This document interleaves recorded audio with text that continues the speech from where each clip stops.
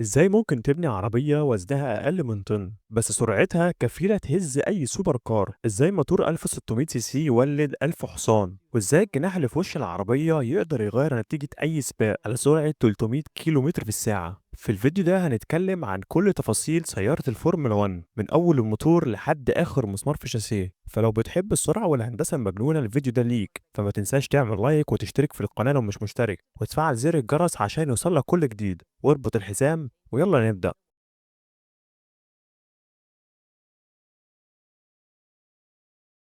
أول حاجة لازم نعرفها إن محرك سيارة الفورمولا 1 مش محرك عادي، ده واحد من أعقد وأقوى المحركات اللي اتعملت في التاريخ. المحرك ده اسمه V6 تيربو هايبريد، بس ما تستهونش بالرقم ده لأن المحرك ده سعته 1600 سي سي بس، زيه زي أي محرك موجود في أي سيارة شخصية، ولكنه مزود بتيربو ونظام كهربائي. مع كل ده بيوصل ل 1000 حصان، وأقصى ار بي ام ليه ممكن يوصله وهو 15000 دورة في الدقيقة، وده رقم كبير جدا. وكل الكلام ده بسبب حاجة مهمة جدا، ألا وهي إن المحرك ده فيه بطارية. البطارية دي بتستخدم عشان تدي بوست للمحرك، والبطارية دي بيتم شحنها طول ما السيارة شغالة، وبيكون في سيستمين مسؤولين عن الجزء ده. أول واحد وهو ال MGU-H، وده بيجمع الطاقة من حرارة الإكزوست ويحولها لكهرباء ويشحن بيها البطارية. تاني نظام وهو ال MGU-K، وده بيجمع الطاقة من الفرامل وبيخزنها في البطارية. يعني المحرك ده مش بس سريع، كمان بيعيد استخدام الطاقة زي ما تكون عربية كهربائية جاية من المستقبل. تاني حاجة وهي الجير بوكس هنا نقدر نسميه انه حاجة عاملة زي السرعة اللحظية، لان السواق ممكن يعمل نقلتين او اكتر في 3 ثواني بس، وده لان الجير بوكس هنا 6 سرعات مع الريفيرس، بيكون من نوع سيكوينشال جير بوكس شبه اوتوماتيك، بيشتغل ببيدل شيفتز بتكون ورا الدركسيون، وكل نقلة بتاخد اقل من 50 ملي ثانية. يعني قبل ما عينك ترمش العربية ممكن تعمل نقلتين او اكتر.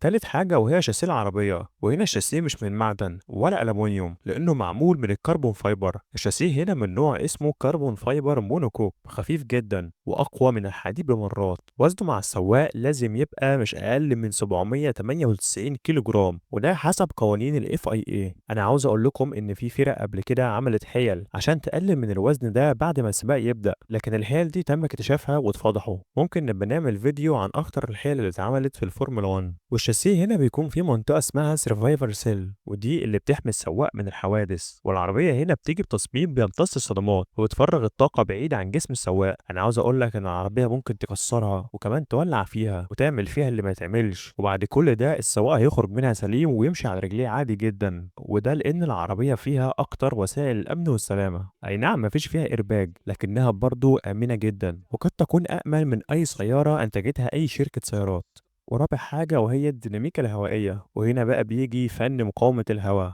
لأن من غير الديناميكا الهوائية سيارة الفورمولا 1 كانت هتتحول لطيارة حرفيا. العربية هنا بتولد داون فورس أعلى من وزنها بأضعاف، يعني ممكن تمشي على سقف نفق عادي جدا، وده بسبب عوامل كتير جدا من ضمنها تقليل الدراج، زي إن الجناح الأمامي بيوجه الهواء حوالين العجل، وده عشان يقلل الدراج لأن العجل بيعمل دراج عالي جدا. وكمان الفلور اللي هي أرضية السيارة، عايز أقول لك إن أرضية سيارة الفورمولا 1 بتعمل جراوند إفكت. الجراوند إفكت ده بيولد قوة داون فورس عالية جدا بدون ما يعمل أي دراج.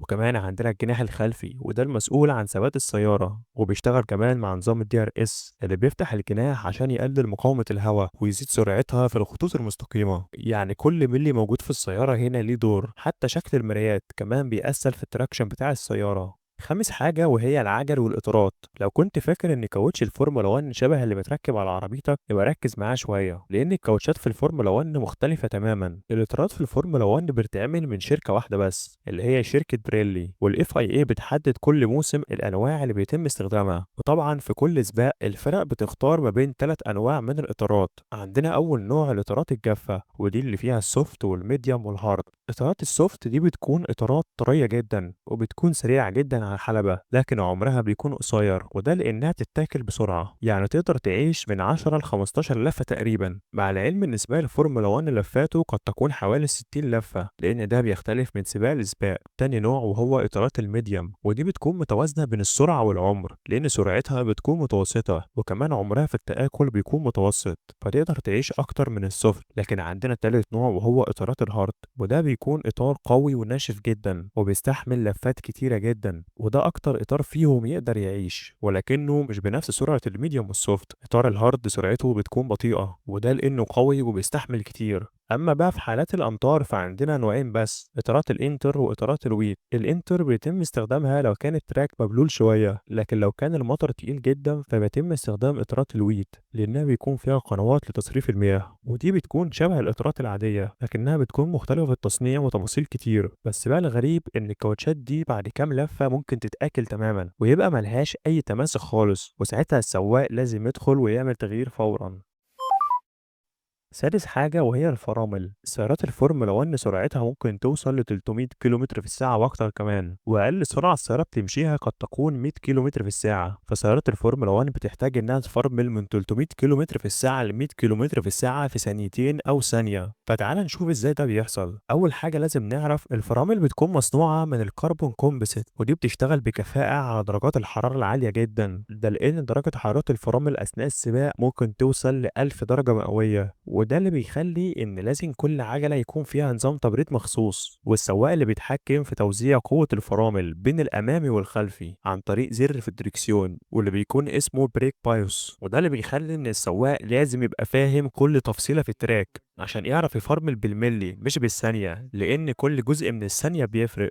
سابع حاجة وهي الإلكترونيات والتحكم. الفورمولا 1 مش مجرد سيارة ميكانيكية وبس، العربية هنا فيها وحدة تحكم مركزية اللي هي ال ECU، ودي بتكون موحدة لكل التيمات واللي بتبيعها شركة ماكلارين. كل حاجة في العربية بتتراقب لحظة بلحظة، حرارة الإطارات، ضغط الزيت، استهلاك الوقود، حالة البطارية، ال RPM، وحتى حركات السواق على الدركسيون.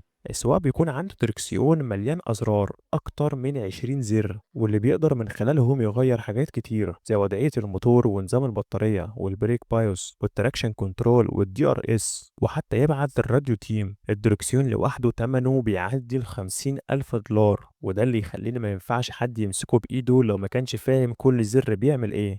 تامن حاجة وهي التليمتري، واللي هي المراقبة عن بعد. عارف لما التيم بيبعت رسالة للسواق وهو سايق، ده بيكون وراه جيش من المهندسين، ده لأن العربية بتبعت آلاف الداتا بوينتس في الثانية لفريق المهندسين في الجراج، وكمان أحيانا بتبعت للمصنع الرئيسي. كل حاجة بتتبعت لحظيا، ولو في مشكلة في أي جزء في العربية الفريق ممكن يدي تعليمات للسواق بإنه يغير إعدادات عن طريق الدركسيون، أو حتى يدخل يعمل وقفة صيانة. كمان ممكن يشوفوا لو كانت البطارية بتفرغ أسرع من الطبيعي، أو لو في مشكلة في نظام التبريد، أو حتى اختلاف أداء الكاوتش من لفة للتانية. يعني في سباق الفورمولا 1 النصر مش بيكون بس للسواق، بيكون للفريق كله اللي بيكون شغال 24 ساعة عشان كل حاجة تمشي مظبوط. تاسع حاجة وهي تصميم العربية، وليه سيارات الفورمولا 1 مش كلهم شبه بعض رغم ان قوانين ال FIA بتحط قيود كتير، الا ان كل فريق بيحاول يلاقي منطقة فاضية يشتغل فيها، وده لان تصميم العربية بيتغير كل سنة حسب التحديثات اللي بيقررها الاتحاد الدولي ال FIA. الفرق بتحاول تلاقي حلول ذكية عشان تكسب وقت على التراك. ومن بعض التصميمات المشهورة اللي عملتها بعض الفرق زي الريد بول، واللي دايما كانت بتركز على الايرودينامكس والتدفق الهوائي، وكمان المرسيدس اللي كانت مشهورة بنظام ال DES سيستم اللي كان بيغير زاوية العجل الأمامي أثناء القيادة، أو الفراري اللي بتركز على توزيع الوزن والتوازن. في كل سباق الفرق بتجيب تحديثات جديدة من جناح جديد أو فتحات تهوية جديدة أو تغيرات في الشاسيه، وكل تفصيلة ممكن توفر لهم 1/10 ثانية، ودي بتكون كافية جدا للفوز. عاشر حاجة وهي الأمان. الفورمولا 1 ممكن تكون لبعض الناس رياضة خطيرة، وده بسبب إنك بترمي السيارة في أقصى قوة ليها من سرعات عالية جدا سواء على الخطوط المستقيمة أو في المنحنيات. أنت عارف يعني إيه إنك تاخد ملف على سرعة 200 كيلو؟ الرقم ده مش أي حد أصلا بيعرف يجيبه في خطوط مستقيمة، بس بيخلي كل ده في الفورمولا 1 عادي هو الحماية، لأن الحماية سيارات الفورمولا 1 عالية جدا. السواق بيكون لابس بدلة مقاومة للنار وخوذة معتمدة وقوية جدا، وبيكون لابس جهاز الهانس، وده اللي بيثبت الرقبة عشان ما تتأثرش في قوة الجي فورس العكسية في المنعطفات. والعربية بيكون فيها حاجة اسمها الهيلو، وده بيكون إطار معمول من الكربون فايبر وقوي جدا بيكون حوالين راس السواق، وده أنقذ أرواح سواقين كتير جدا. وأكتر لقطة مشهورة كانت ما بين لويس هامilton وماكس فيرستابن، اللي لولا الهيلو كان زمان لويس هامilton راح فيها. وطبعا كل عربية بتعدي عن اختبارات الأمان قبل ما تنزل أي سباق، وخليك عارف إن اللي بيتسابق في الفورمولا 1 مش بيخاطر بحياته، هو دخل وعارف إنه مؤمن بأحدث تقنيات الأمان في العالم. عربية الفورمولا 1 مش مجرد عربية سباق، دي معجزة هندسية ماشية على الأرض، تكنولوجيا من المستقبل بتتسابق في الحاضر، وكل لفة على التراك هي صراع ما بين العالم والسرعة والبشر. لو الفيديو عجبك اعمل لايك وسبسكرايب وشير الفيديو مع أصحابك، واكتب لي في الكومنتات تحب أتكلم عن إيه في الفيديوهات الجاية. أشوفكم الفيديو اللي جاي، سلام.